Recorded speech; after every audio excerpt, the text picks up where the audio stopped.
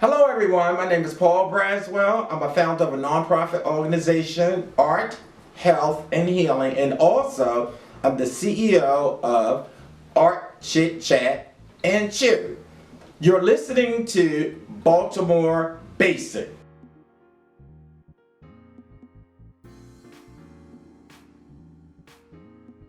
Value or inventory of their artwork and have it certified from an appraiser that there will be no questions asked.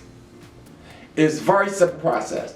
So with that, you would apply, you can request insurance. Now, you can provide an estimate of your own of what you think your artwork is, your collection is worth. However, for insurance purposes, I'll give you an example of myself.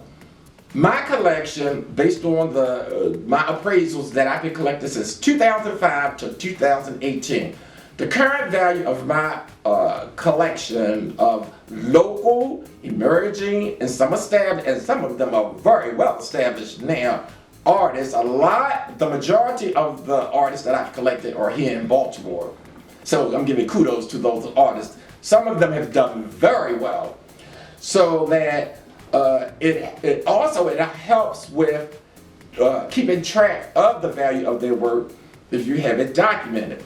So a part of the insurance process for me is from 2005 to the current present. The current value is over $200,000. Actually $213,000 to be exact. So with the insurance company, the major ones, State Farm, Geico, Liberty Mutual, all of those, you will not get the coverage that you anticipated. I've learned this the hard way. In 2020, I learned this in 2019. I'll share the story with you. And I was with Geico, listen to this, 40 years I was with Geico. And I'll tell you what happened. So, I would recommend that you do not reach out to the major insurance company because for one, which I've learned, you will not be covered for your work if you're doing exhibitions. At least I wasn't. You're not covered for travel. You're not covered if your work is damaged in the mail where I'm the artist and I'm sending it to customer B. It gets damaged on the way to customer B. Well, prior to this, I didn't know there was any coverage. But the insurance companies, the major insurance companies, I'm just going to focus on Geico. Geico and State Farm, because I had both of them. Geico I had for 40 years. So Geico was not going to pay because the insurance was insured with the artwork that's inside my home. It could not be on exhibition. It could not leave. Basically, it could not leave the house.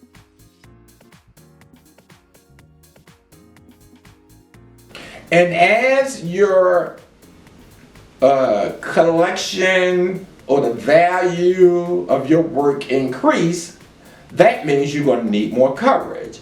So in the process with Geico, I called them and they increased the coverage. However, when I got to maybe about $150,000, there became problems with Geico.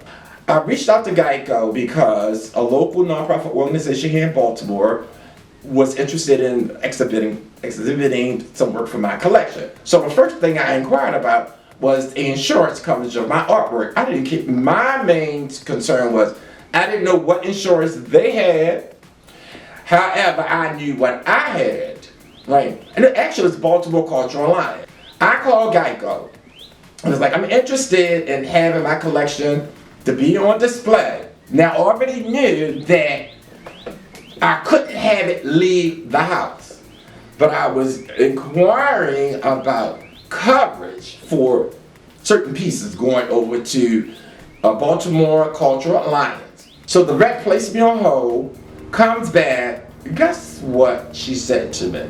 Oh, Mr. Braswell, your policy will be canceled. And I'm like, cancel? Why? Because you said your artwork would be on exhibition. And I kept my cool. I said, you misrepresented me, and I hope this is being recorded. Because if you play back this recording, put me on hold and listen to the recording, you will hear me specifically say to you that I was inquiring about it, and if you had it, I was interested, and if you didn't, the artwork wasn't going to leave the house. She was like, oh, well, maybe I misunderstood. So she says to me, well, I'll put you on hold and check with, I guess they're called underwriters. I may not be describing their title accurately, but she put me on hold. Came back and would say to me, there is nothing you could do.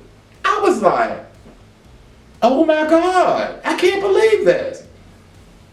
So the next day, because I called back and had somebody different, I was so happy. The next person I got, she was more customer service friendly. So I explained to her what happened, and she really apologized for it. And then, this is Geico. The second person I got, they were very customer service friendly. So she said she will check, and this one I believe. The second one, the first one, I didn't really know. The second one came back, and she confirmed what the person said. So I said to her, well, I'm ready to cancel. The rep, it was about April last year. The rep said to me, Mr. Braswell, I would advise you not to cancel, because I was at work when I called. I was traumatized. So the rep advised me, she said, Mr. Braswell, I advise you not to cancel, because if you go home and your artwork is burned down, your house is burned down to the ground, then you will not get paid a dime. And at the present, Geico was covering me for $213,000 for my artwork. So I was like, okay, and she advised me to search online for insurance company. So I did immediately.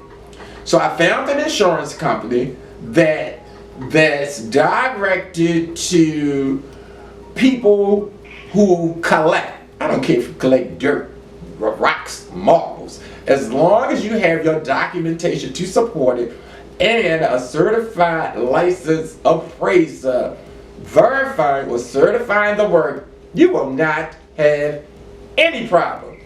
And basically, with the insurance company, you, the student, the art collector, gallery owners, I'm not sure if the gallery owners are familiar with it or not, emerging artists, established artists, anything that you feel that has a value for you.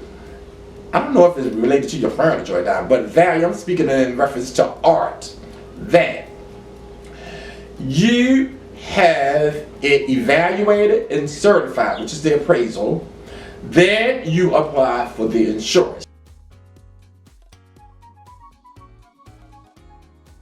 It's blanket is one type of coverage, schedule is the other.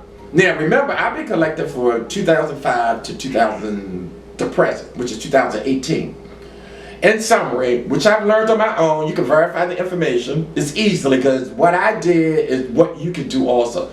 Went online because I didn't have a clue what blanket and schedule was. So I Googled, everything is on YouTube these days. Went on YouTube. In summary, if you sign up for schedule, there's a whole lot of not gonna say restrictions, but data you need to supply them with. For example, like your appraisal report, your images, whatever documentation you have. Or you can do blanket. Now, the basic difference is this.